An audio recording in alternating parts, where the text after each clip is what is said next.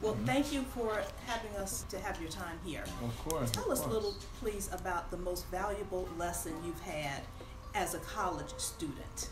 One thing that I had to learn through college that also took me through graduate school and then life before Black Panther and before making, big roles is really enjoying the process and making the process something that's very valuable to me and not worrying so much about the product. In the college vein still, what drew you to come visit Ringling, and what have you thought so far of what you've been able to see? Well, Ringling reached out, and I love being in touch with, young minds. I've learned a lot of things since, and different things come into perspective after you leave school and you put a lot of the things that you learned in school into practice. And I feel like it's no better time than now to show some of the students that it gets better. So I actually go here. I'm a writing major for the college. Nice. Yes. Congratulations. Thank you. So I'm surrounded by a lot of artists who are going to various mediums that deals with the media. Mm-hmm. So any advice to them to create diverse characters but also avoid cultural appropriation? Well, I think it all starts from a place of empathy.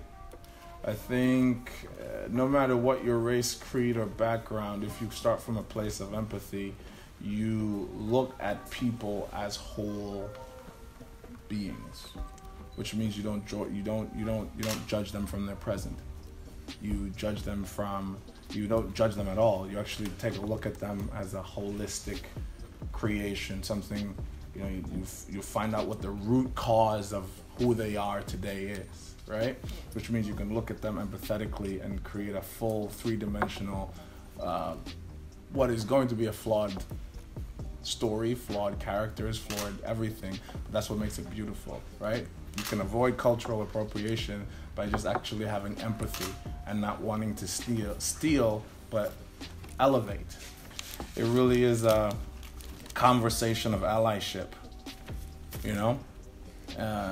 if you approach things from wanting to be an ally, to show something and show something true, the type of research that you'll do is going to be different than if you're just trying to take something and steal. So it's been a year almost since Black Panther was released, and can you kind of comment on what you feel like it has meant to viewers now that you're kind of a year out from it, and what you think it has meant for Hollywood as well? Mm-hmm. It's meant everything to me because it's changed my life. Mm-hmm. It's the reason why I'm here sitting with you. I've done other movies so far, but you guys haven't seen any of those yet. So how it's changed Hollywood, I think it's changed Hollywood in many ways. Movies with big financial commitments can also be tied to socially present and social justice connected issues, right?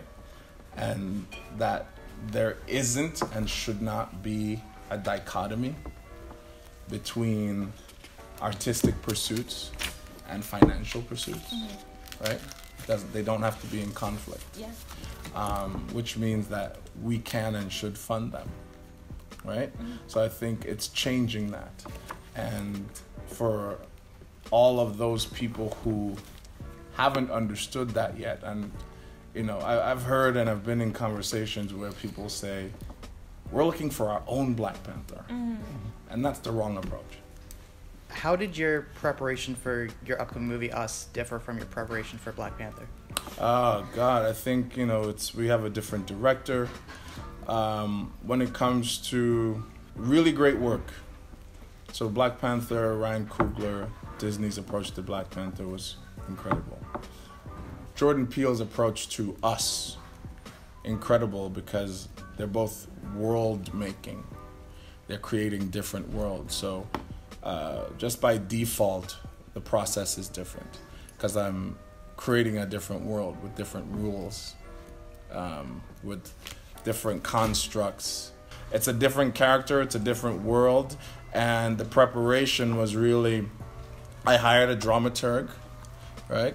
I hired a dramaturg that researched, the elements. One thing that Jordan Peele did was send out these brass scissors, right?